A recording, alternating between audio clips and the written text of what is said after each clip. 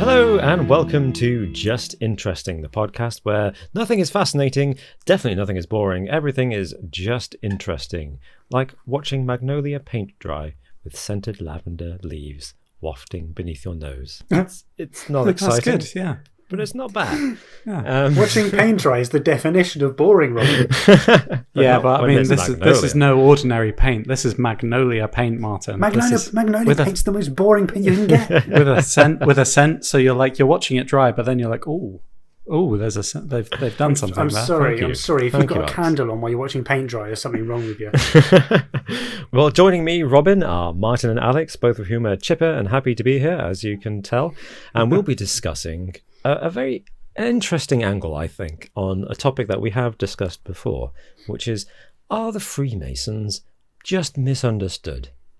Did they get some bad press? Are they the victims?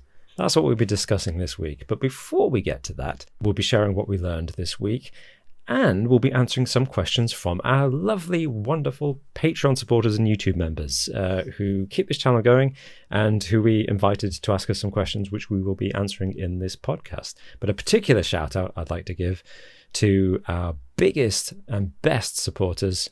Obviously, everyone's the best. Nobody's better than everyone else. But You've dug yourself a hole now. Yeah. Good luck. Reverse. So special thanks to Herb Brown, Liam Mullen, Emmett Tapia, Peaswad, Josh Tromatek, Simon Workman, Sir Chris McCrate, and Hayden Smith. So thank you, all of you, and a big, hearty thank you to every single one of our supporters on Patreon and YouTube members. But before we do all that, Martin, Alex, how are you? Well, shall I go first? Yeah. After you, Martin. Well, it's my birthday tomorrow, so I better go first. Oh, happy birthday. Happy birthday, Martin. You look pretty good for 50. Both. You look pretty good. Thank you. Let's drop a happy birthday, Martin, in the comments if you want. You don't have to. And if you look behind me, I've got, I don't know if you can see it on the camera, but it says, I'm two today. I am two. You are too. I am too. But I mean, it's been a bit of a stressful week, and I feel like I've got water in my ear, even though I don't. And my ear's like crackling a little bit, so I think I've probably got some kind of ear infection coming along. Oh, no. But it's always a pleasure to be speaking to you two, and it's a highlight of the week, and it's my birthday tomorrow, so I don't really care. I don't care. I'm good. How are you? Drink away the heartache. Oh, Drink away the earache. Sorry. I will continue to do so throughout the podcast. Don't you worry. Have you tried cleansing the ear, like washing it out with some beer? Yeah, just pouring it into some beer. I'm sure that will work. Icky. Probably. Oh. It'll make for great viewing though on YouTube. Either way, probably. It could do. I could also go deaf. Yeah, probably not worth that. Pros and cons, you know. Yeah. Sweet ad revenue versus deafness. Yeah. I mean, I can see it now. Just like, does beer cure earache? You'll be shocked at number 4. Yeah, I'm all right. You're right. All right. Oh, I'm sorry about the ear. I'm also fine. I'm also all right, but nothing exciting. It's not my birthday this week, so. What did you learn this week, Alex? What did I learn this week? I learned a really interesting fact about, drumroll. No drumroll. WD-40. You know that. You know the yeah. You know, it lubricates things. Okay, I'm intrigued now because you've said I've learned something very interesting. We're definitely veering towards the magnolia paint drying side of things. This is incredible. You haven't heard my fact yet. Obviously I've chosen it on a boring topic, but it's going to veer into interesting. Hopefully. Okay. I really hope so now. But it was actually, first of all, do you know what WD-40 stands for? What it actually means? No idea. I guess it's not something we tend to think about, and why it was developed in the first place. I'm sure, enlighten us.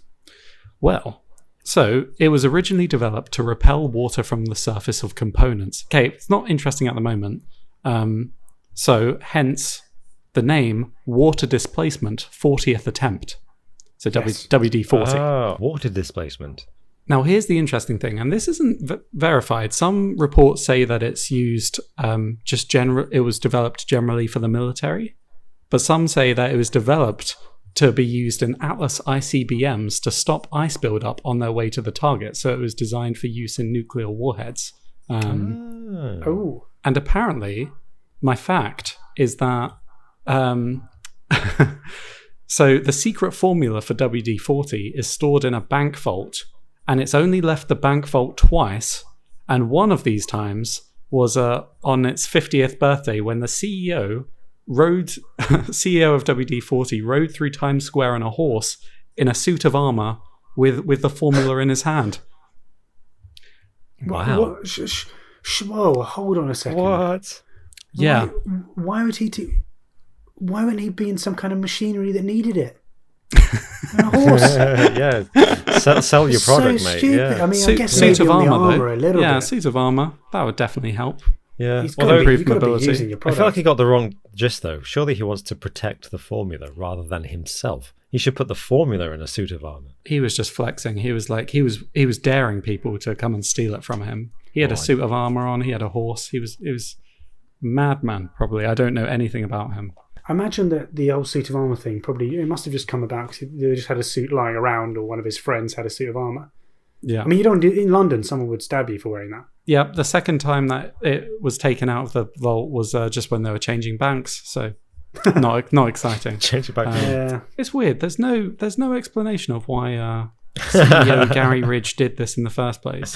And to be honest, I like the mystery of not knowing, so I'm going to leave it there. Yeah.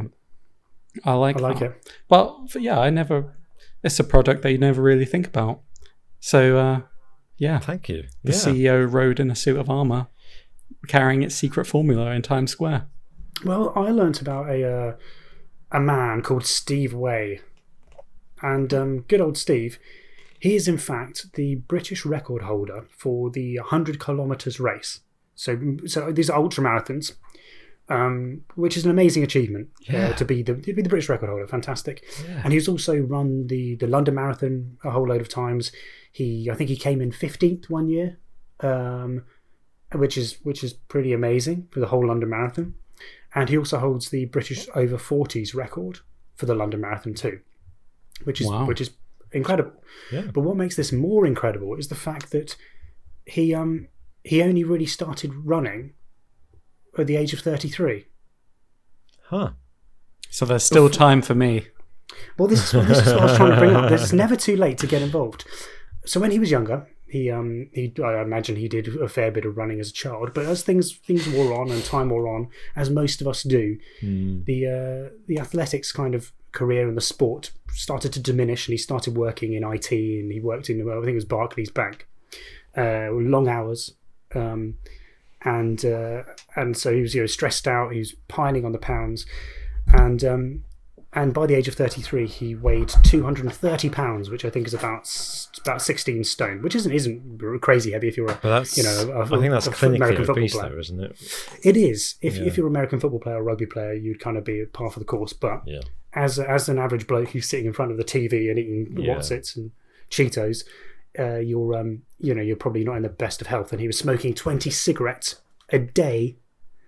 Ooh. And then he just decided that he would get involved in running, and he ran the London Marathon with just 3 weeks of training and managed to run it in just over 3 hours, which is quite impressive.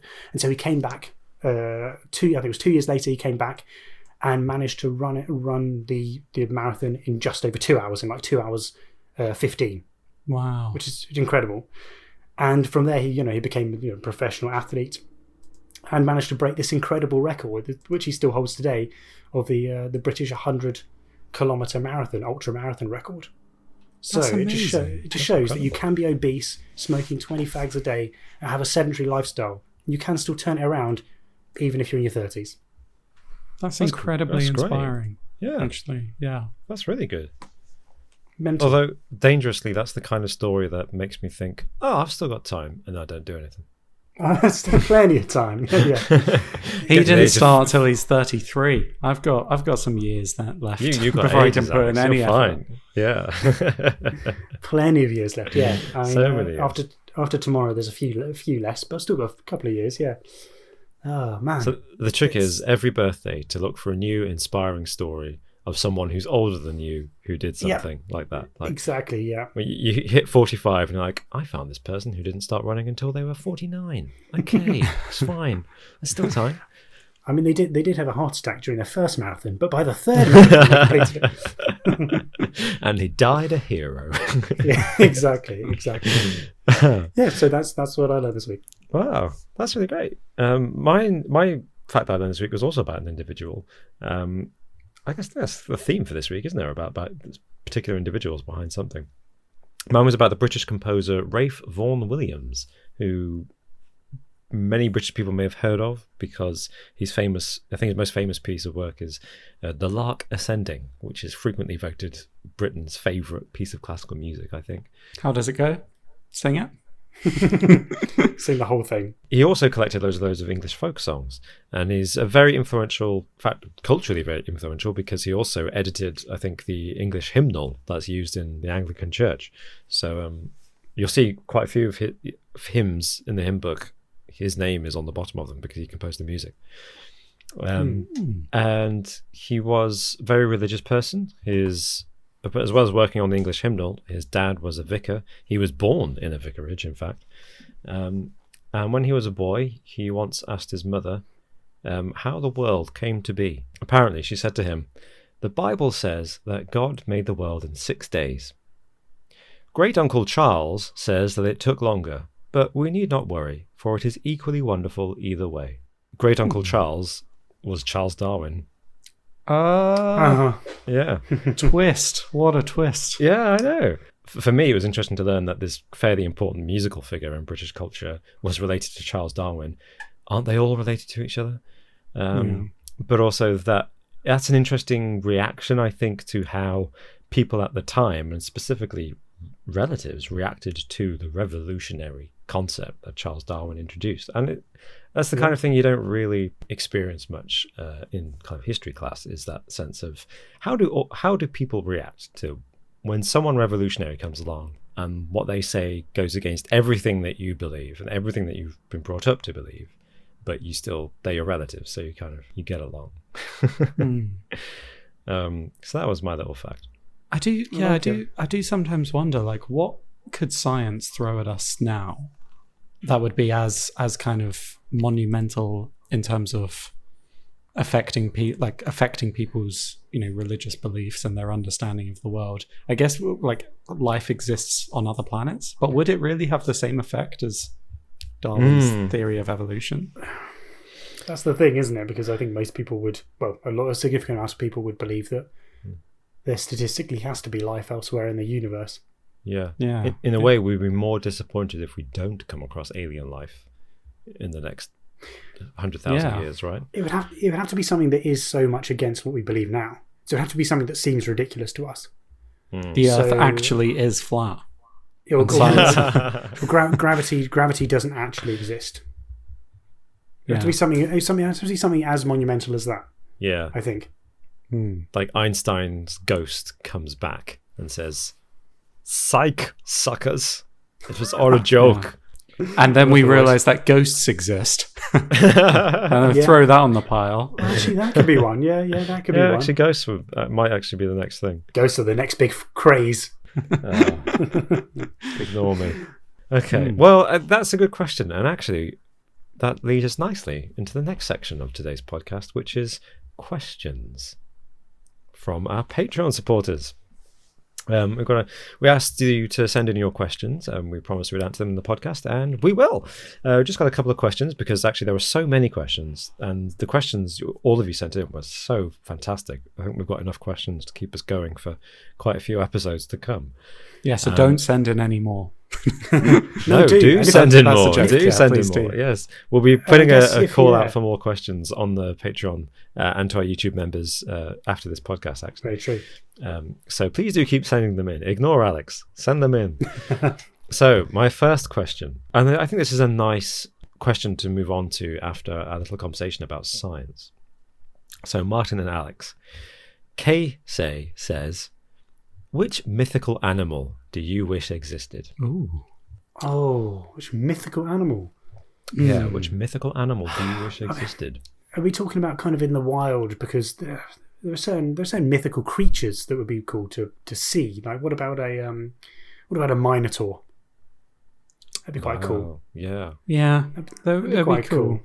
I don't Dangerous. know. They Yeah, just put them in dangerous, zoos, though, yeah. wouldn't they? I mean, I guess they would with any of these mythical animals. Unicorns are pretty popular, aren't they, nowadays? Very. Every Yeah. lunchbox has a unicorn in it. I was thinking of a unicorn because then at least the national animal of Scotland would make sense. That's true. It's true. And yeah, That's true. but then what can unicorns actually do? They can can they heal you? They can heal. They can do whatever you Depending like. on, they're all kinds of magical stuff, right? Some of them Can they fly. fly? don't they? Yeah. Some of them fly. Yeah. Yeah, that'd Also, be pretty cool actually. They're horses, so they're nice companions to ride as well as they've got a spike. Yeah, that's the thing. Yeah, they're quite good at war, wouldn't they? Very Not good at nowadays. war. Yeah, Not bring back the nowadays. cavalry charge. Yeah. You just gun them down now. But Except they're unicorns, so maybe you wouldn't. except they're unicorns. Yeah, true.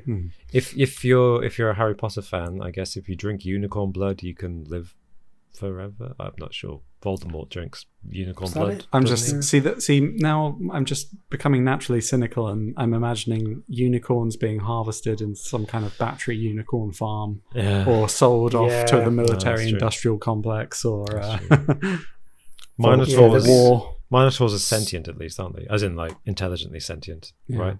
So they might stand a better chance at not being farmed. Yeah. Well, Yeah, what about like yes, centaurs? dinosaurs? Yeah. Yeah, that's good. I mean, anything with horns, like a unicorn, you just have like they'd just be harvested for Chinese medicine, wouldn't they?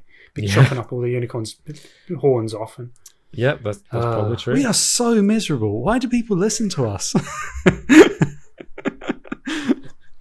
I think I'm going to have yeah. to say, though, dragon for me. Definitely a dragon. Oh, dragons! Yeah, that'd be cool. Actually, yeah. Dangerous. I've got to go with. I think I'd go with dragons because at least they could fight back. Yeah, yeah. Good point. Good point. Also, have you seen the movie Reign of Fire with Matthew have, McConaughey yeah. and Christian Bale?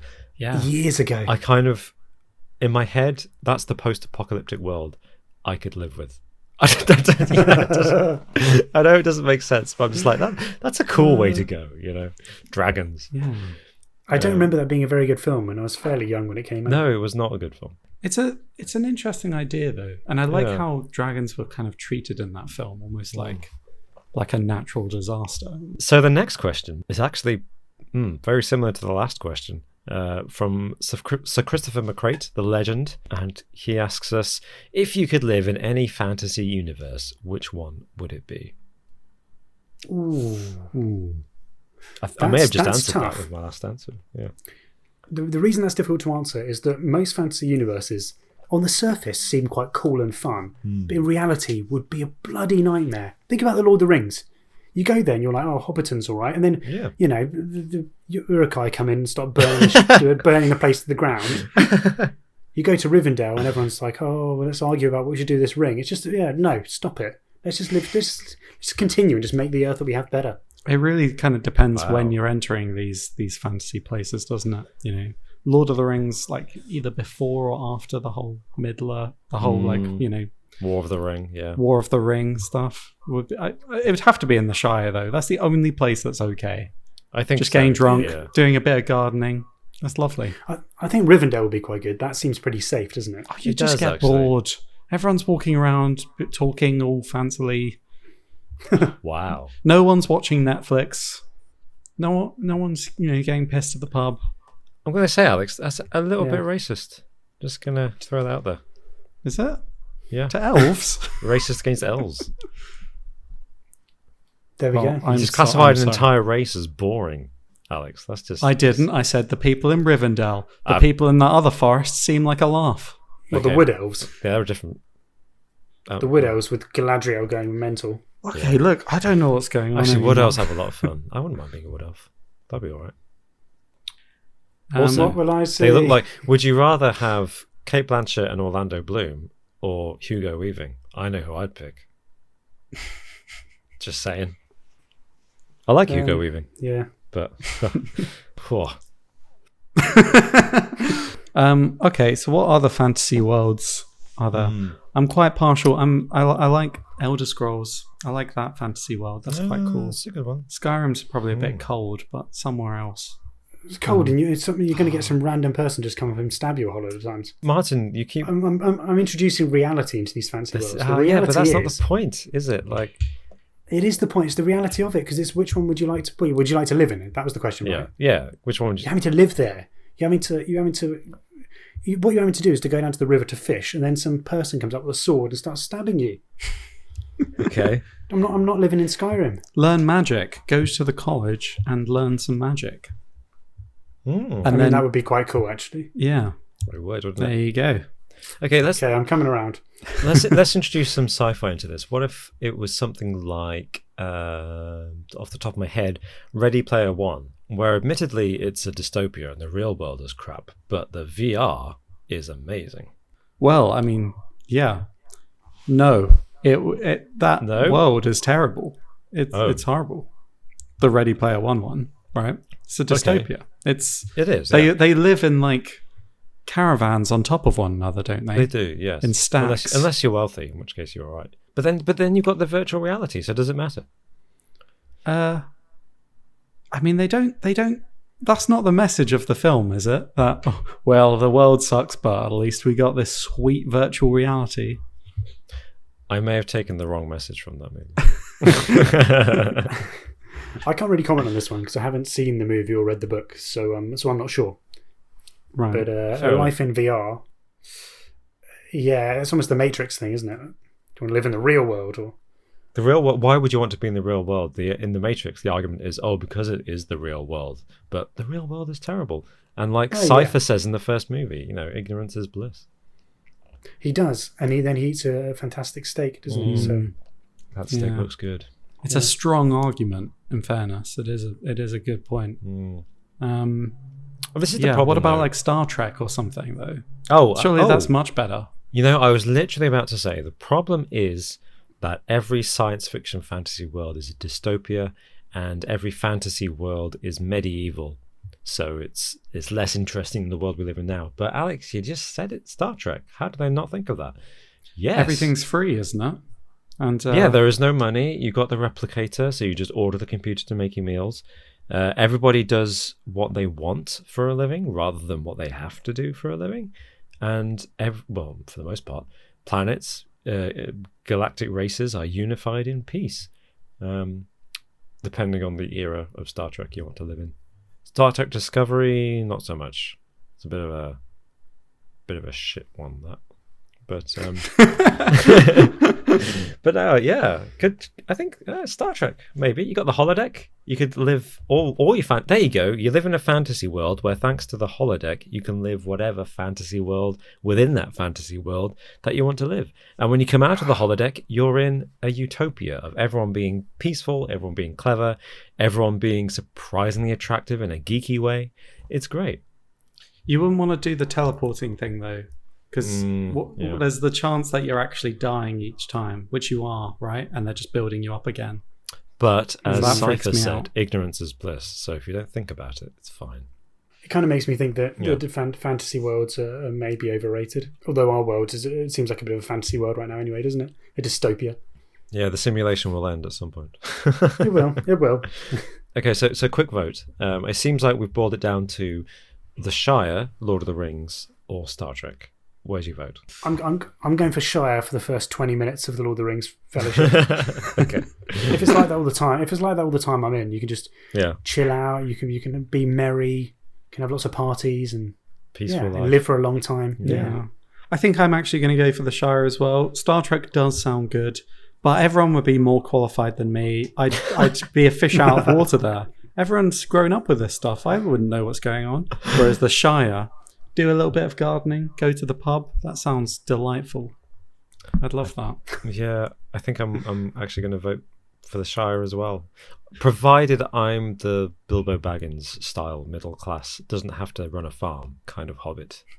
Yeah, I think if I had to farm, I would pick Star Trek, because at least I can science then, and that's all right. Okay then, next question, final question, because I think we've talked about these quite a lot. This one comes from Courtney Cyron. Sorry, Courtney, I've mispronounced your surname.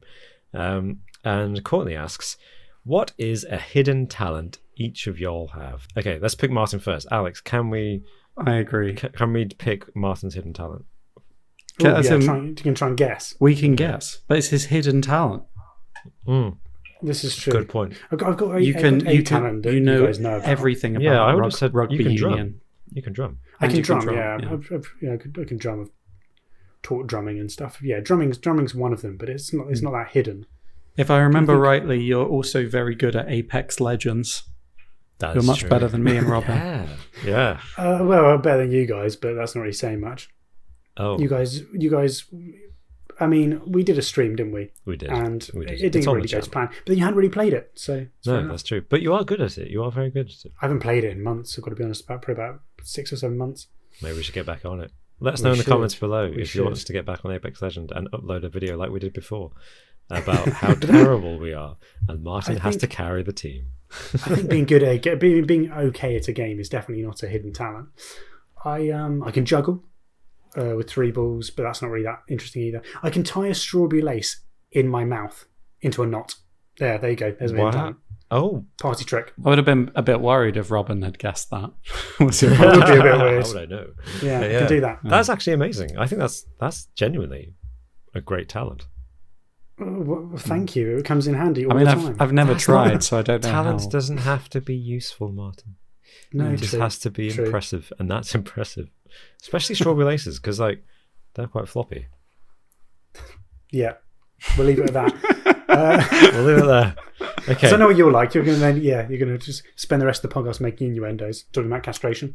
Hey. So So Martin, let's team up now. What's Alex's hidden talent? What do we think? Oh, Alex can. I am the best at not finding Dick Turpin in the woods. You built your own computer. That's pretty good. I did, but that's not really. did. Everyone does that these days. It's just you whack a few things in. It's like Lego now. I mean, you say that, but I'm pretty sure I couldn't do it. I'd mess it up. It's super. It's not that difficult. It's one of those things that sounds more impressive than it actually is now. Also, I'll say this: you do have an excellent knack for graphic design. Although all the graphics on Just Interesting, the logo and all that stuff—that's Alex's work, and he just came up with that stuff. Thank we you. didn't have any input whatsoever. Alex just said, "Hey, It's very true. what do you think of this?" And we're like, "That's amazing." So yeah, Cool. let's go for it. Go with it. Oh, that's so nice of you. That was actually. It was also everything was decided super quickly. That was all done in like a day. Yeah, I think we should. It would be nice actually if we could update the banner with something a bit more now. Sure. Maybe with some like classic quotes from the podcasts or something. Classic quotes. Yeah. Oh, the French. Must be having you. Something like that. I don't know. For some People castration. say we're self-obsessed, and I have no idea what they're talking about. Some classic quotes from us. Classic quotes. No, actually, one of my hidden talents is I am incredibly good at spinning a basketball on my finger. Don't play basketball. Never have. Never have had an interest in that sport. For some reason, I could just always do that. I've witnessed this. I've witnessed you do this, so I can verify it. You are incredibly good at it. And then I tried, and of course, it was just. I don't know. I don't know why. Like That I could is- just always do it. Like can just That is- spin a basketball on my finger. That's a true indefinitely. talent. Yeah. How did you? Do you remember? Like, do you remember the moment you learned to do that, or was it just something you've always been able to do? I remember like the first time one of my friends in school was trying to do it, and I just did it, and they were like, "How'd you do that?" And I was like, "I don't know, I just couldn't do it." I just did. Nice. Yeah. So that's a The hidden. right shaped finger. Right shaped finger. Yeah, I think so. I think that's it. What about you, Robin? What are your hidden talents? I think we've established this is a bad way. We shouldn't have ended on me. And I'm not being falsely modest here. Genuinely, I don't have any kind of practicals. Like you've got tying a strawberry lace with your tongue, and you've got drumming, and Alex has got spinning a basketball, and he's got graphic design. I literally have nothing that I can use to demonstrate to the world any kind of capability or talent. No, I think I you would- do. I would You do, disagree but it's with not- that. They're not necessarily hidden. That's the issue.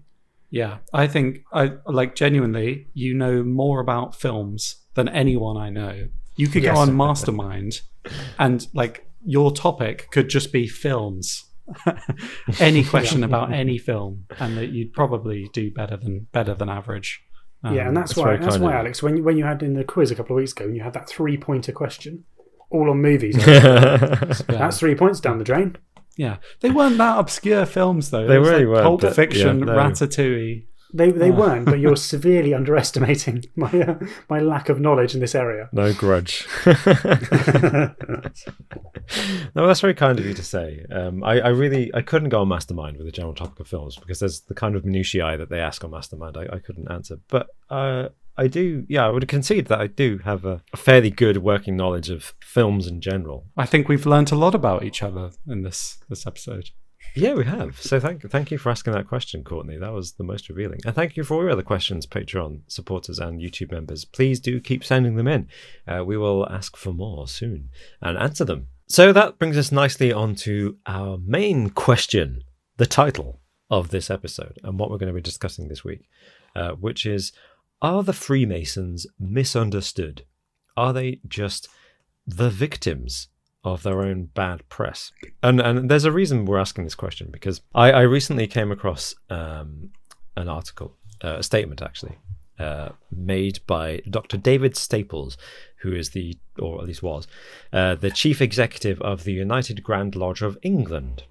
So as a preface to this discussion, everything we're going to talk about is mostly going to be about the Freemasons in England, and England and Wales, I suppose, because that's kind of our experience and that's what we know the most about.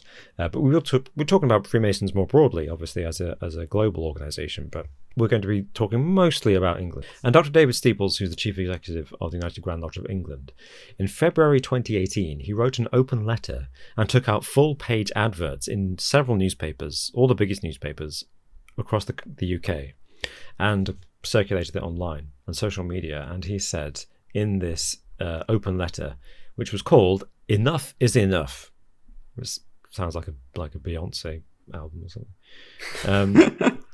And in this letter, he complains that there is an ongoing gross misrepresentation of Freemasons, and that counts as discrimination, pure and simple, quote unquote.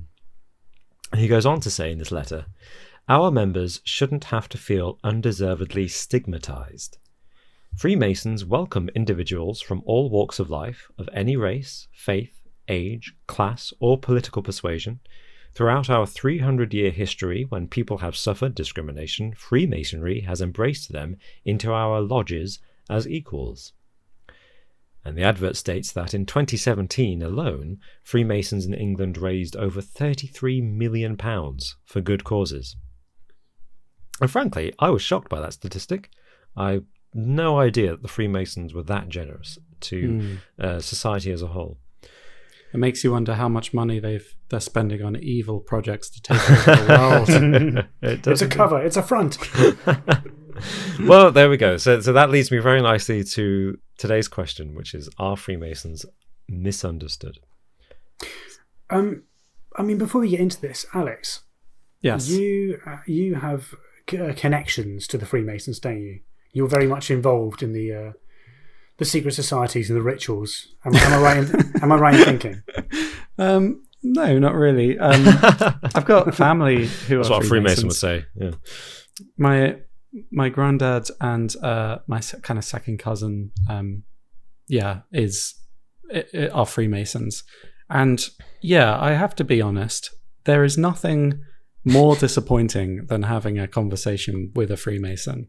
You go in expecting so much, and it's just so like, so what do you do? What do you do? And it turns out, well, according to them, I mean, maybe they were lying to me, which could well be a possibility, but you learn like passages, very long passages that you have to recite in front of a room full of people, and that's about it. That seemed to be it. And then you have like dinner and stuff. You go to dinners with other Freemasons. It's just a club. It's a club where they read passages from things to feel cool. But they read the passages, they memorize them. Is that? They have to memorize them. Okay. And there's a lot of pressure on them to get it all right. So it's basically school for old white men. Well, yeah, but it also seems a bit like pointless. Like, what are the passages? What's it all mean? Why? Have they recited any of these passages to you? No. There we go. That's remains under wraps. Top secret. I mean, I got the impression that I could, like, if I wanted to pursue it, I could get involved, but I just feel like, why? That just sounds so unappealing to me. Do you know what I mean? Yeah. Yeah, I mean, I think it's all about fraternity, isn't it? It's about people coming together to support each other. I think both in terms of, maybe opening doors for one another in terms of opportunities, but also just supporting each other in each other's lives, I think is kind of the crux of it, isn't it? Yeah. There's the 3 principles of Freemasonry, which they're very publicly keen to make clear. Was it brotherly love, so fraternity, relief, and by that they mean charitable works, and truth, which is, they say, is more like honesty and integrity. So it's brotherly love, relief, and truth are the 3 principles of the Freemason movement. The United Grand Lodge of England adds a 4th principle, which is friendship. And they have a website, and you can go onto the website, and they explain what a Freemason is. And there's other websites as well. I think there's a website called freemasoninformation.com, raising awareness of what Freemasonry is and trying to dispel this image they have of being a secret society with malicious intent. And one of the things that's interesting is that if you go to the Freemasons and ask them, they don't describe themselves as a secret society. They describe themselves as a society with secrets. Kind of weird distinction there, but I mean, that's more compelling, isn't it? Yeah, in a way. Yeah. What are you hiding? well, I mean, I don't know everything. I'm not on the inside. I've just had a window into the inside, very briefly, and it seemed a bit boring to me, so I quickly backed out. I can't imagine the secrets that they have is actually they've got a global cabal and they're secretly controlling everything going on in society today. I mean, if they are, they're doing a bloody awful job. They are, but it has to be said that 14 US presidents throughout history have been Freemasons. Granted, a lot of these were in like the 19th century, but I think who's the one of the Truman was one? Yeah, I think Truman was Roosevelt. Yeah, and both Roosevelts, Gerald, I think. Yeah. Ford as well, I think, was a Freemason. So, of course, if you have links to the top, it's automatically going to think that it is a powerful society if so many members have been powerful figures in the society that you're in. That's natural to think that. And I think in the digital age that we're in, it's very easy to find out information about the Freemasons, about what they do. You can even find out how much it costs to sign up as a member. Oh, yeah. Whereas, of course, in the past, the fact is people wouldn't have bothered asking them how much it costs to be a member. They wouldn't have bothered talking to the Freemasons necessarily. What they would have seen is a group of men who go and talk about, I don't know, fraternity or business or whatever they talk about behind closed doors in something that looks like a church, and thought that looks a bit shady to me. And then, of course, then the rumor mill starts, and maybe people start to think that actually there's more going on in the Freemasons than there is. But of course, I think the idea that they're a kind of a secret society that keeps secrets from the outside, well, of course, because they don't want anyone to be in there. They are a members-only club, and obviously they've been in the past, at least, they've been made up of some of the most influential people to ever have existed, including presidents. So it makes sense. Yeah, just like Robin's OnlyFans account is technically a secret society. No one knows what happens behind that subscription wall. No, and it costs about the same amount. We're not a secret society. We are a society with secrets, Alex. Remember that. But that's a really good point, and they've only got themselves to blame in that sense, haven't they? When you have an aura, a veil of secrecy around yourselves, people are going to speculate about what goes on inside, and either they're going to think, oh, there's dodgy stuff going on inside, or even if they suspect the reality, they're going to resent the fact you're keeping secrets and give you a bad reputation by spreading gossip, right? And he said the biggest secret the Freemasons have is not the handshake, which is a secret. It's not the rituals, which is still a secret, and it's not the passages that they quote, which is also a secret. It's the membership. He says the biggest secret they have is they don't keep. There's no public record of who is a member of the Freemasons, and he's right. you do come across enough people who know somebody who was a Freemason, like Alex, your granddad is a Freemason. There's enough of them, it seems, that they're everywhere.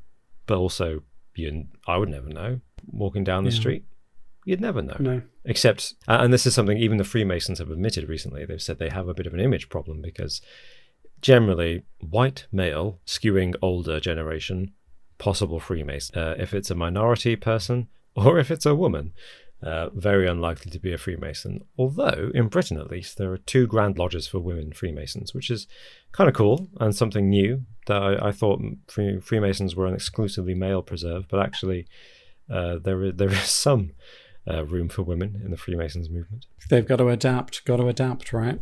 Well, it's true. Yeah. I went to I guess it would almost be classed as a fair in Wales, and there were Freemasons who had a stall, and they were handing out leaflets telling people about what the Freemasons was about. And some of the people at the stall were women, which I found quite interesting, both on the fact that they were handing out leaflets when historically they've been fairly secretive about what they do, and of course that they were women. But I think that going back to your point about the image problem, I think it's almost a double-edged sword, because on one side, yes, they've got an image problem of being, of course, white and male and quite what's the word, homogenous.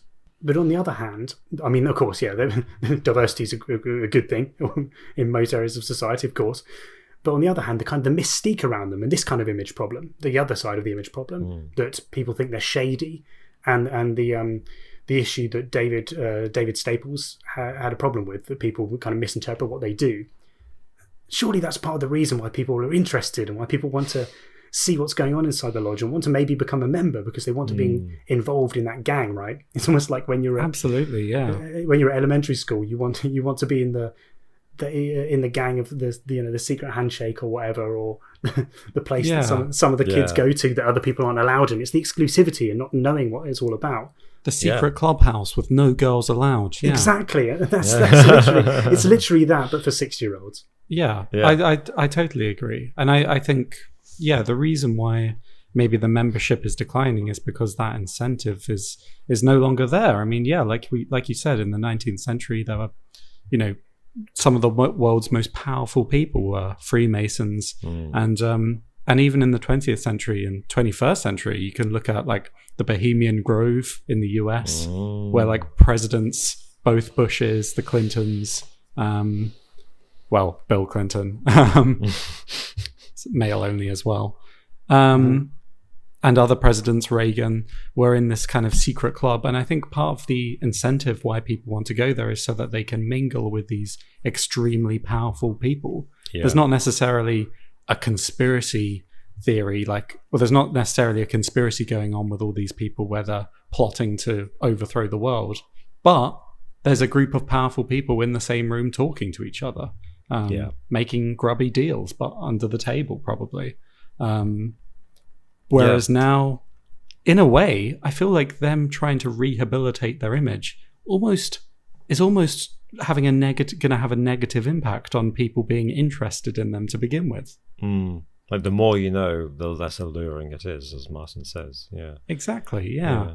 I mean, there are a couple of interesting statistics though to mention here, which is you talked about membership declining, and yes, it is. In the UK, there are around apparently 200,000, almost 200,000 Freemasons in England and Wales today, which means that in the last 20 years, their membership has declined by about 150,000 members, which is a huge drop. At that rate, they will be extinct in the next 20 years. But at the same time, the highest growth of Freemason membership since the year 2000 has, in terms of age group, has actually been amongst young people.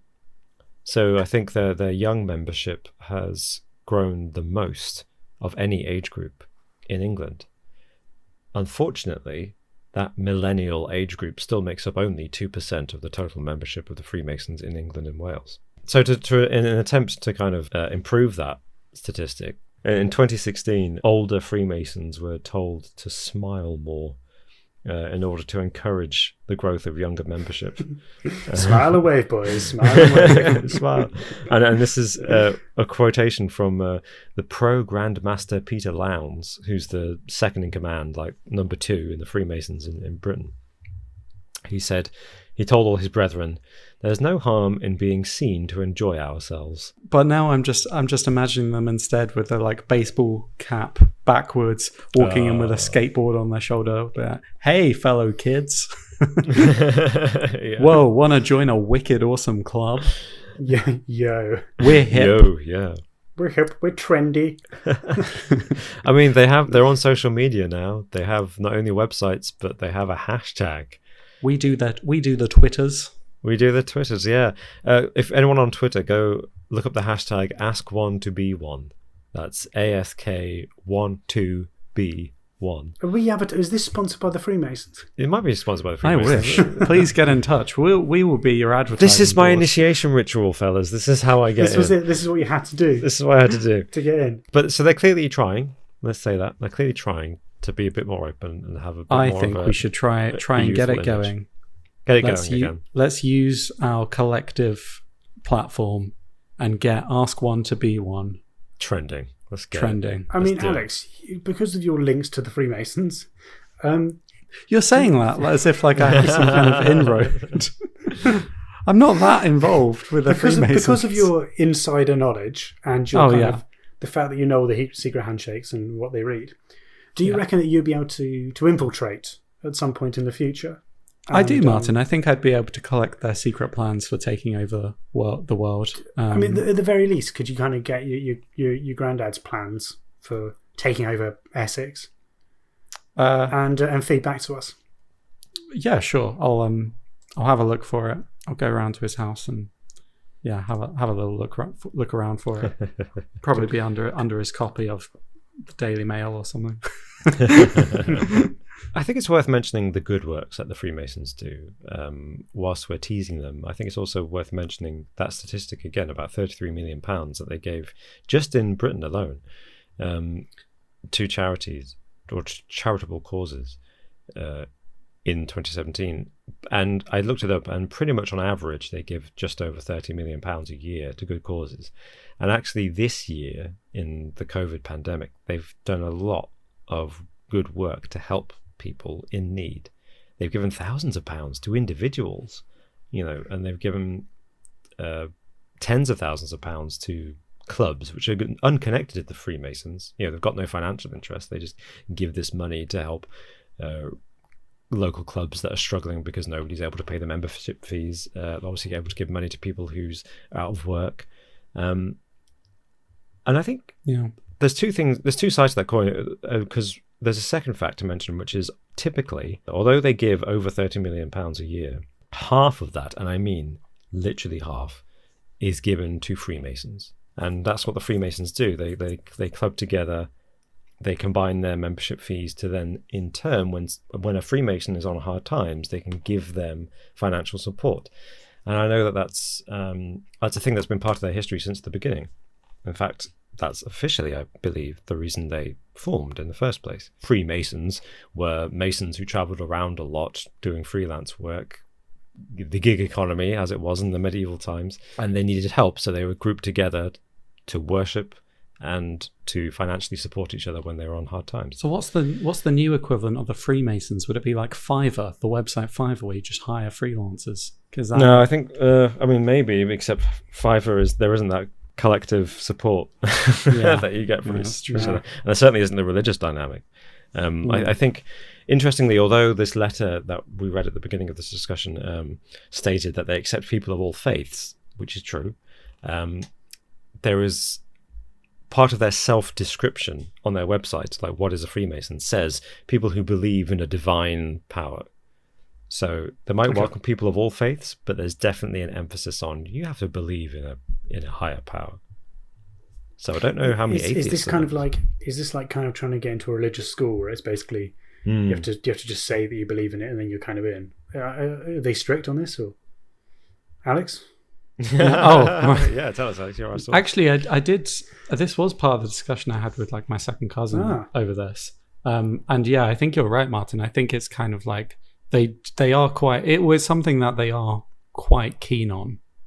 Like they do kind of really emphasize it a little bit, but ultimately, yeah, he seemed pretty sure that like you don't have to be a Christian. You could believe in anything, but as long as you have a belief in a divine power, even if you're like, I don't know if agnostic would be okay, but when when you just believe like in a force almost, like a force that created the universe, but with intent, basically, An some intelligent ultimate power. divine being, but maybe not like the kind of anthropomorphic Jesus or something. Do you know what I mean? Like, Yeah. is it deism? Is that it? Have I just made that up? Believing in a deity. Yeah, it could be that. Yeah, I can't remember the term.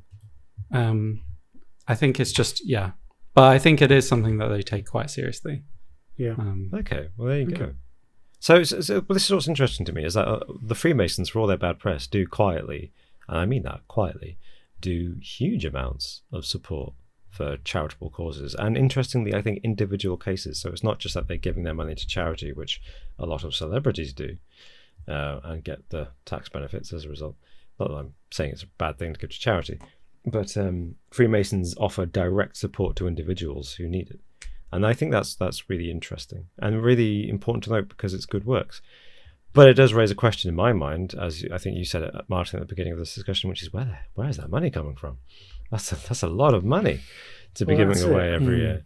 And I'll tell you, in the UK, the stats are online. The one that I looked at was only £120 a year for the membership, which is not much at all, is it? £10 a month. So yeah, that's a lot of memberships required if you're going to you're going to be raising 33 million. So swap up your Netflix subscription and join the Freemasons, basically. That's far more entertaining. Wow. We're not sponsored by the Freemasons, nor are we advocating that anyone should just go and join the Freemasons. Although you two have been in a Freemasons lodge, a hidden Freemasons We lodge. did, yeah. We That went was to very an impressive. amazing Freemasons lodge, didn't we, Alex? It was incredible, yeah. Bit of a weird night, to be honest. Was that, I mean, we should probably say what it was. It was like a, what was it, like a hotel, wasn't it? It was in a hotel near London, Liverpool Street. We got invited there for a movie promotion, but it was like they were doing secret. They had like some ghost hunters in there talking about haunted objects, and that was it. It was the most haunted objects in the UK, wasn't it? Pretty much. Yeah. And yeah, I mean, you got involved, didn't you? I stood back a little bit, but you went and touched the doll or whatever. Yeah, the gin box, with the genie in. Mental. Why risk it? It was going to curse me or something. Yeah. In fairness, actually, since then, well, things haven't been going uphill in the world, have they? COVID-19 is pretty much because of that. It's your fault. Alex, you cursed the world. Sorry.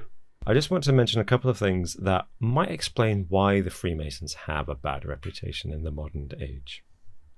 And that is because the Freemasons, in recent history, have been connected to some genuine real-life conspiracies. Possibly the most notorious one happened in Italy in the 1970s and 80s with the Propaganda Due Lodge in Ity, also known as P2, the P2 Lodge. And if anyone's confused by that name, it's because a lodge is a local kind of meeting place. It's the local membership of Freemasons. So there's thousands of lodges in every country, and each lodge has got its own name. And usually they're quite weird names, a bit like pubs, like every pub has its own unique name. So the P2 Lodge in Italy was exposed in 1982 as being pretty central to some very big scandals involving the Vatican Bank, mafia, money laundering, murders related to that money laundering and the Vatican Bank, and a list of probable members was found hidden in a secret compartment in the suitcase of a man who was murdered by the mafia. And that list included Italian state officials, including the personal assistant to the Prime Minister of Italy, heads of the secret services, the police forces, military officers, many politicians, and the son of the final Italian king before it became a republic. and Wow. future Italian Prime Minister Silvio Berlusconi, who was a millionaire back then and has obviously since become Prime Minister of Italy. This doesn't surprise me. No, I mean, let's be honest. A society that is very notorious for not keeping records on who its members are, and is behind closed doors where people can make deals, and is solely men. It's not really a surprise that it's full of some of the most notorious criminals in the Italian mafia, is it?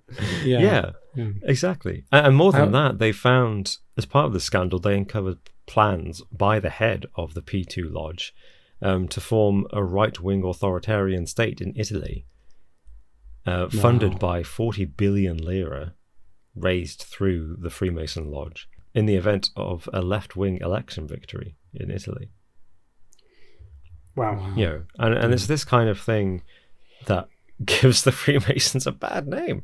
And No shit. and at the same time, something was uncovered in Britain and throughout the 70s and the 80s, where journalists investigated the Freemasons and found that there were criminals getting away with some serious crimes because they were members of the same Freemason lodge as police officers. Yeah. Particularly police detectives in Scotland Yard. And even sometimes there wasn't necessarily hard proof that they were getting away with crimes as a result of that, but there was a suspicious correlation between these big criminals rubbing shoulders with the police who were in charge of investigating them. There was one case in the 60s, back when pornography was illegal, where a notorious, gangster, basically, who printed and circulated pornography was in the same lodge and therefore friends with the head of the Department of Scotland Yard, who was responsible for finding pornography and banning it. No way. Yeah, and it's just like somehow this pornographer got away with it for years. I wonder why. It's that kind of thing where even though there's no direct proof, you just think, well, there's something going on there. They were just sat Of next course. to each other at the Freemasons dinner, and it was like, so what do you do? It's like, I make pornography. Oh, this is awkward. That's the thing, though. If that's a big part of your life, if the Freemasons and that fraternity is a massive part of your life, they're your friends, aren't they? And it's almost like your second family. You're not going to be suddenly wanting to dob them in. I mean, it is your job, and you probably should do. But at the same time, you're not going to want to. There's going to be that pressure not to. There's going to be and that group pressure as well. Like, you're supposed to be this fraternity. Yeah. You're going to betray the fraternity by arresting one of your brothers. Exactly. Yeah, that's where it gets a bit cultish, and that's where it gets a bit worrying. Yeah. And then, but then on the flip side, there are proven conspiracies involving Freemasons which are good. So in 2018, there was a study in Puerto Rico into the process of them becoming autonomous from Spain in the late 19th century. And this study was very simple. It just said, let's look at the group of people who formed the first government, and because they were the people who led the campaign for independence from Spain in Puerto Rico. And let's see how many of them, if any, were Freemasons. And what they found was pretty much every single person who was involved in the political revolution, that secured Puerto Rico's independence from Spain and formed the first autonomous government in Spain, were Freemasons. So they say that statistically this proves that Freemasons were instrumental in securing the political independence of Puerto Rico. And I think most people would say that's a good thing. I mean, that is literally what the kind of the conspiracy theories surrounding them say, right? That there's the secret fraternity that tries to overthrow and install their own governments around the world, and that's happened. But I think it's one of those things where I don't think there's this centralized idea of the Freemasons doing that. I just think you get a bunch of powerful people all in the same room, in the same clubhouse, and of course, sometimes they're going to do bad things, sometimes they're going to do good things, but ultimately they're going to be plotting their power moves behind closed doors. And I think you look at the Freemasons now, and they're just doing a lot of community work and stuff. I don't really see it as a force for evil necessarily. And that's just because the draw is not there for the as powerful people anymore, I guess, maybe. Are there more effective ways as a powerful person to interact with people other than going to a lodge and meeting people face to face? It seems like, yeah, with the way things are today, you're much better off just using an encrypted WhatsApp message. Yes. As opposed to having to be behind closed doors. You're much more likely to have what you're saying recorded or overheard face to face in person at a lodge if you're a famous person. Chat on Snapchat, so it deletes it after you read it. Yeah, no, but it's true though, isn't it? The methods of communication are now so much more advanced that if you're going to be plotting something or even talking to other powerful people, just in general, for anyone, you don't necessarily want to be having to meet up with these influential people if they're not your direct friends. If you can do it much easier online or via an app or whatever. Yeah, and maybe that explains why there are now 6 million Freemasons around the world when there used to be 10 million. Yeah, and that's why membership is constantly declining. And in the UK, at least, there are around 100 lodges closing every year. Do we think if the Freemason movement will die, do we think it will be a good thing for society, or will it actually be something of a tragic loss of charitable support for people, even if it's only other Freemasons who have been helped by the movement? I think 33 million a year in the UK is a lot of money, and it obviously goes quite far in helping people. Are those people who leave the Freemasons for whatever reason, maybe because they're not interested, because the appeal's gone, are they suddenly going to not help people out as a result of not being in the Freemasons? Or are they still going to give to charity? Are they still going to give to their neighbours? I think the type of person that wants to give to people within the Freemasons is probably quite likely to do it regardless. So, are charities going to lose out? I'd say probably not. People will just give in different ways. That would be my optimistic view. Culturally, I think I like the idea of having Freemasons halls around. I mean, other than being like stunning places, there's some kind of almost weird romanticism about, even if shady dealings are going on behind closed doors, I like the conspiracies, right? We like the conspiracies. We want to be able to talk about this, even though we're kind of, in this episode, we're definitely saying like, have they been misrepresented over the years? And quite possibly they have. But I like to think that, okay, that Freemasons hall down the road, who could be in there? Who could be plotting? That's interesting to me. I remember when we went to that Freemasons lodge in London, like that grand one, and it had been boarded up during World War II, kept secret, and it was properly secret, wasn't it? Yeah, they didn't discover it for decades after. Yeah, they lost decades afterwards.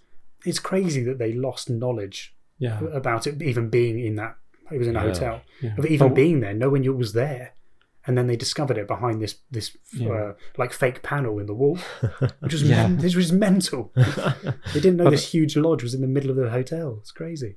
But I remember you and me walking around, and I was just thinking, imagine the conversations that may have happened in this room, like maybe during World War II with it boarded up. Like, what was going on? Were they plotting anything in this room? It does make you think. I do like the kind of romanticism for it. Yeah. And we know now that there are at least 2 Freemasons lodges in Westminster where our government sits. But I think it's worth speculating whether or not, in the British government's case, the greater kind of cartel with greater influence is people who went to Eton or people who are members of the Freemasons Lodge. There's clearly only one answer to that, isn't there? So Freemasons... Not Freemasons. Yeah, powerful, definitely powerful, but not necessarily the most powerful. But I agree with you. I think that's a nice way of putting it, Martin. I think that there's that need for a secret society like the Freemasons to kind of be there to make us feel better about ourselves. There's almost something weirdly, oddly comforting about the idea of this secret group of people that are secretly manipulating everything and being the puppet masters of everything going on around us, because then at least someone is in control. Even when things appear to be out of control, at least someone is in control. Oh, that's great.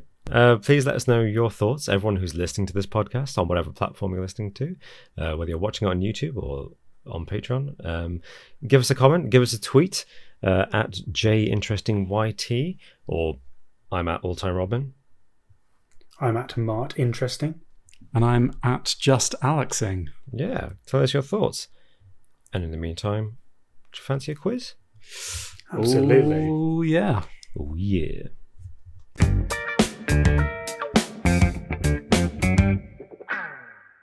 Welcome to the quiz, and as always, it's 10 questions with a bonus question in case of a tie, which has actually happened this season, this second season. We've had at least one, haven't we, guys? That was a tense match. Yeah. Tense quiz. That was tense. Tense. Well, maybe today will be just as tense. So, gentlemen, play me your buzzers. Martin. Oh, well, I said I'd go for it last week, so I have lived up to the promise. It is from Willy Wonka and the Chocolate Factory. Lose! Good day, sir! Oh, playing it again. There we go. Oh, so good. Nice. You Nice. lose. Good day, sir. Alex, what's your buzzer? I have gone for something other than Orson Welles this week because I don't want to overuse him, but I've got a classic scene from a classic movie. They're eating her! And then they're going to eat me!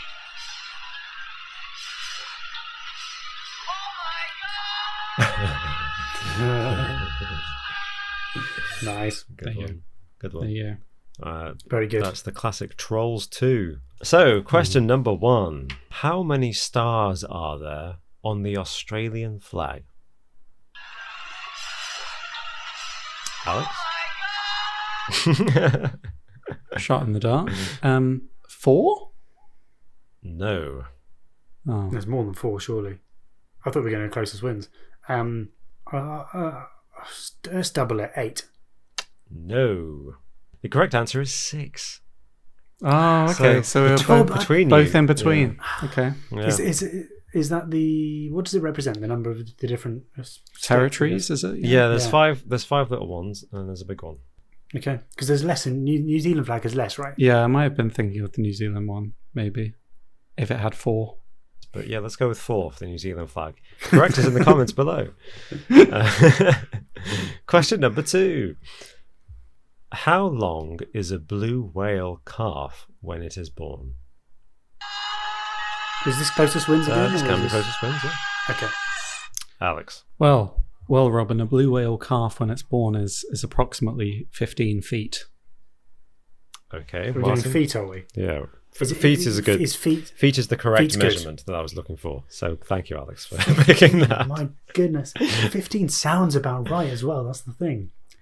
15. I mean, 15 feet, what's that? 2.5 meters roughly, isn't it? I may have. 3 feet? No, it's Yeah. way more than that. It's way... Yeah, I may have It is more than overdone that. this a little It's bit. like 4.5, isn't I'm- it? Yeah. I'm gonna go for 12 feet. I'm afraid Alex is closer. It's 22 feet. 22 Really? feet! Oh my Yeah, god, 22 wow. feet. What? A calf. They really are massive, aren't they? Big things, aren't they? Yeah. That's madness. So Alex has a Wow. point for There we 22 go. feet. Okay. Thank you very much. 22 feet. Right. Impressive. Question number 3, 1-0 to Alex. Okay. Phileas Fogg is the main character in which book by the author Jules Verne? Good day, sir! That was definitely Willy Wonka. Martin. Around the world in 80 days. knew it. Correct. I knew it. Around the world in 80 days. So it's 1-all going into question number 4. This is also a closest wins. Okay. The world's first commercial jet airliner flight went from London to Johannesburg. In what year? The world's first commercials. Commercial jet airline flight. Alex, yes. Okay. What's your guess? That, Robin, took place in 1926. Okay. That sounds very early. That sounds really early. I think it's a fair bit later. But I'm gonna play the game, so I'm gonna see. I think it's probably much later than that. But I'm gonna go. Why not? Let's go for 1935. Why not? Okay. Well, Martin gets the point. He is closer. The answer is 1952. Oh wow. Okay. Yeah. In my head, I was thinking late 50s. I was thinking like Yeah. 58, Yeah. 59. Yeah. Well, fair enough. Fair enough. It was. I'm an idiot. It was I've seen like pictures of commercial jets online, and they looked like very early, like they had wicker chairs. So it's 2-1 to Martin. Going into question 5. Tallahassee is the capital city of which U.S. state? Yes, Martin. Alex. That was Sorry, that was That Alex. was me, Robin. It's rigged. The quiz is rigged, I confess. No, Alex. That is the state capital of that is Utah. No, but I like what you're thinking. Oh. Tallahassee. I'm just trying to think of the state capitals now. Tallahassee. Let's go for Nebraska. No. Okay. Yes, Alex. Is it Mississippi? It is not Mississippi. Oh. Tallahassee. It's so annoying. It's one of those where I Tallahassee. feel like it's familiar, but Yeah. Yeah. Tallahassee. Where? Tallahassee. It sounds kind of southern, doesn't it? And people are going to be like, "What the hell are you talking about? It's northeast." Down in Tallahassee. Tallahassee. Yeah, it sounds like Tallahassee, New Mexico, but it's not. Let's go for Tallahassee. Let's go Alaska. Why not? It's not Alaska. I don't know what Alaska I'll is. give you a What's clue. Alaska? This is a state that's very important in US presidential elections. Yes, Alex. Is it Florida? It is Florida. What? Tallahassee, Florida. Tallahassee's the capital. Yeah, not Miami. What? Yeah. I didn't think. Honest to be honest, I didn't think it was Miami. It suddenly came to me because it's in The Office, which is weird. Season 8 of The Office, they go down to Tallahassee, Florida. Yeah. Moving on. 2-2, I believe, going into question 6. Okay. This is your test of your Greek mythology here. Oh, Okay. Who is the Greek god of dreams? dreams. Dreams. Yeah. Oh. Oh, yeah. Greek god of dreams. Mm. That's not one of the heavy hitters, is it? That's. No, yeah. I mean, they had multiple ones. Is it? Yes, Alex? Weird thought process here, but is it Hades? No. No, I was No. thinking because he's like underworld. Yeah, Underworld, isn't he? Yeah. I kind of get that, yeah. Yeah. Oh, dreams though. I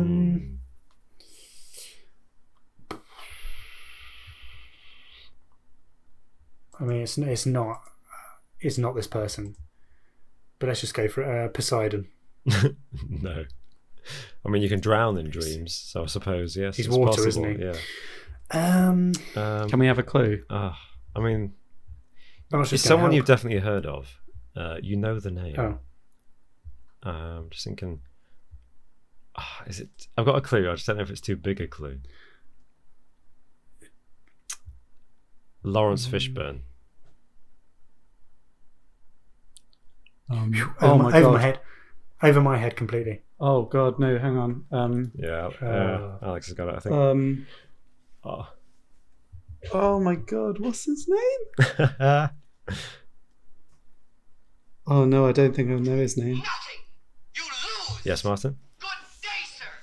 Again, it's not right, but I'm just going to say another god. Let's go for the god of war, Ares. It is not Ares. Well, a good knowledge of Greek mythology here. This is impressive. The Pantheon. You're doing the Just Pantheon thought I'd say the proud. ones I do know. And eventually you'll get around to it. You do know it. That's the thing. Once you hear the name, you'll know it. You lose. Oh, again. Yes, Martin. Thank you, Gene. No, I didn't mean to. This was Alex's turn. But I don't think. I don't think. But Alex is still struggling to answer his buzzer from the first. I did the clue didn't help, but Hermes. No, No. but I think I know what you're thinking. So my first clue was Lawrence Fishburne. My second clue is really obvious. It's Oh, The Matrix. You lose. Yes, Martin. It is Morpheus. It is Morpheus. Yes. I knew that. That was the clue. Like I got that. I just couldn't remember his name. I just couldn't Yeah. remember his name in the film. Ugh. Oh, Oh, it was getting tense. This So is going to be a annoying. close one. So that's 3-2 to Martin, going into question 7. What connects the actresses Mimi Rogers, Nicole Kidman, and Katie Holmes? Yes, Alex. have they all been in Batman films? No, although 2 of them have been. Yes, good guess. there. That's a good guess. Yeah, That's a good yeah. guess. Oh, thank you. I'm not sure I'm going to get this one. I'm not sure. Definitely not. That was my one shot at this question, Martin. Nicole Kidman, who was it? Katie Holmes. And Mimi Rogers. Or Mimi Mimi Rogers. Rogers. Yeah. Who's Mimi Rogers?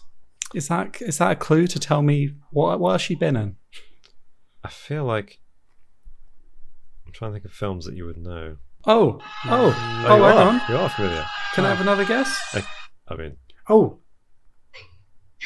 Wait, oh, hang on. Okay, wait a second. I buzzed. Okay, I think Martin's turn to guess. So, yeah, Martin.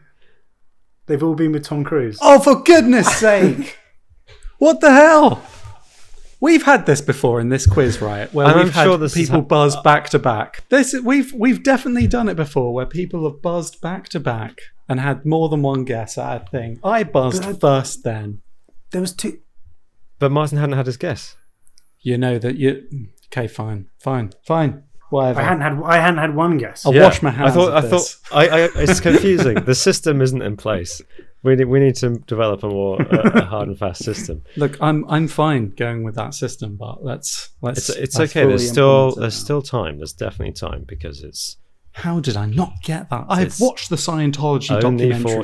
4-2, and yes, they have all been married to Tom They Cruise. drove Kate. That They is- drove Nicole Kidman away from him.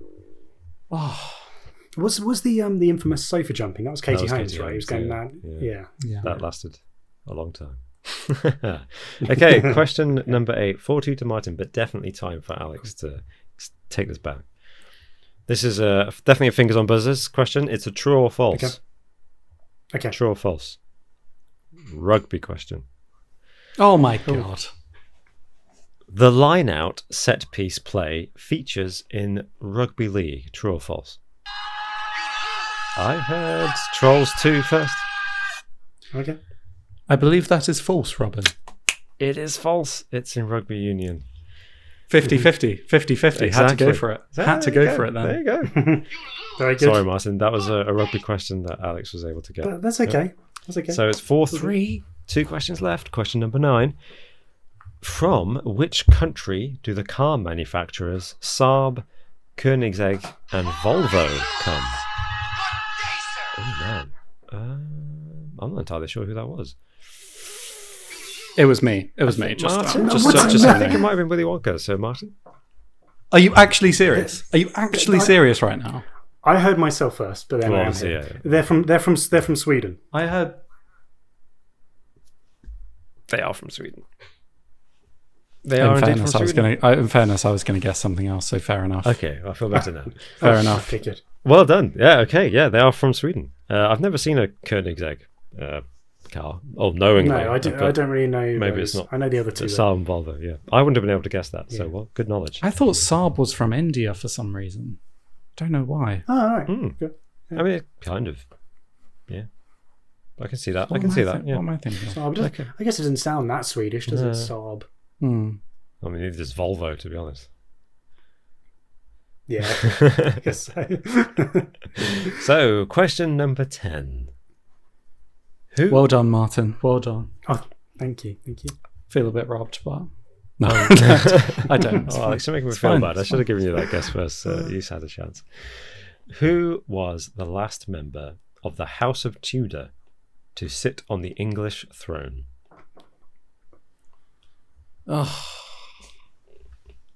Oh. Last member of the House of Yes, Tudor. Alex. was it Charles the First? No, it was not. Oh, Don't know my Tudors.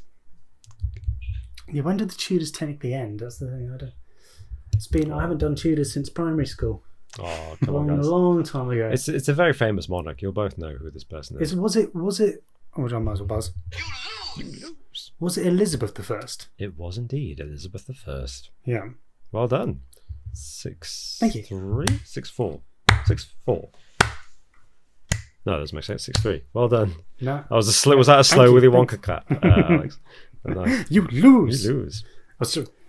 Oh, sorry, it wasn't meant. It wasn't Wow, talk I about wasn't- a I promise I gracious wasn't victory. Yeah, gosh. Oh, wow. Well done, Martin. Happy Well birthday. done. Thank you, and well done to you too, Alex. You lose. That was mean, Martin. That was actually closer That's fair. than it seemed at the end there. It was pretty close. It was tense. There It were a was- couple of, There were some buzzing questions there, yeah, for sure. the adjudicators might have had a couple of issues. But, you know. Okay, do you want to buy this That's question? okay. Shall I throw it in? Why should I Yes. should have gone for Orson Welles? Why didn't I go for Orson He's a Welles? good That luck was a charm, stupid yeah. decision. The unfamiliar buzzer. Yeah, there's times where it wasn't loud enough, but it played for a second, and I think that second's just Oh, I'm sorry. It can be the difference, unfortunately. So It can, Yeah. yeah, it really can. So, question 11, the bonus question. This is a film question. Okay. Which cult classic film from director Jim Henson was written by Terry Jones of Monty Python fame and starred David Bowie and Jennifer Connelly? Stony What? silence. what? yeah, I mean that tells you everything you need to know, really. Wow. Yeah. How can you not know this? Send me a quick. David send me a Bowie quick sticker. is in a film Yeah, he from Jim was in a Henson film, wasn't he? But I can't remember. from what the it was. 80s. Mm. It's a musical. Yes, Alex.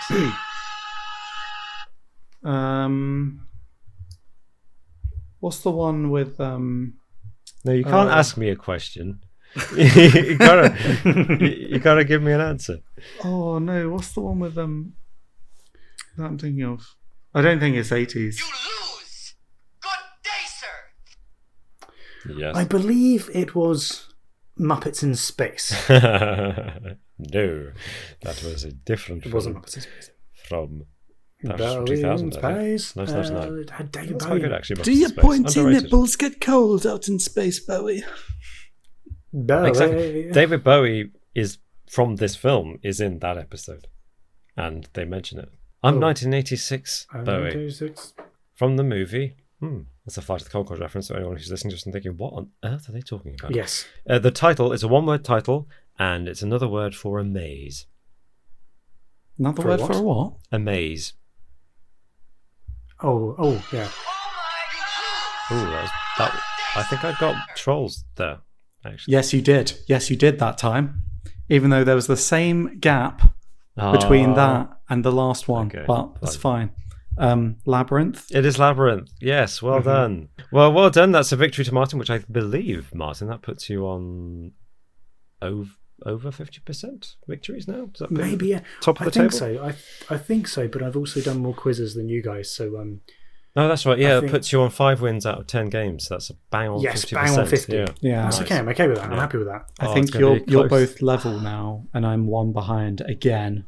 So it means then that the next week is the 36th episode. So we're not at the end of the season yet, Not but it yet. is a big one because it could decide who goes into the lead.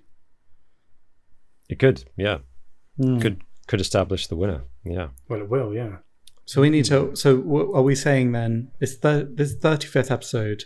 The 40th episode is going to be the series finale, and I think so. Yeah. Okay. 20 episodes a season, then we kind of, yeah. I've got a good idea, by the way, for what the winning yeah. item could be. You know, the trophy at the end. Oh, yeah. Okay, good. Not going to That's say gonna it now, but I've got a good idea. Well, thank you, Robin, for that quiz. That was Thank That you, was and good, thank you even- for even though I playing. You lost. both did spectacularly well. I good. think. Good game, Martin. Well done. Happy birthday. Thanks, Ted. Yeah, thank happy you, birthday. thank you. Yeah. I hope Thank you. I know hope you have a probably. lovely I day. imagine you gave me a bit of an advantage on my birthday anyway, but yeah, it was No, not at all. good, ruddy, good quiz. I'm glad you enjoyed it. And thank you. Thank you for joining me. Thank you for listening, everybody at home. We hope you enjoyed our discussion and found it just interesting. And please do keep on sending your questions in, Patreon supporters. And we'll see you all next time. Bye-bye. Bye-bye. Bye.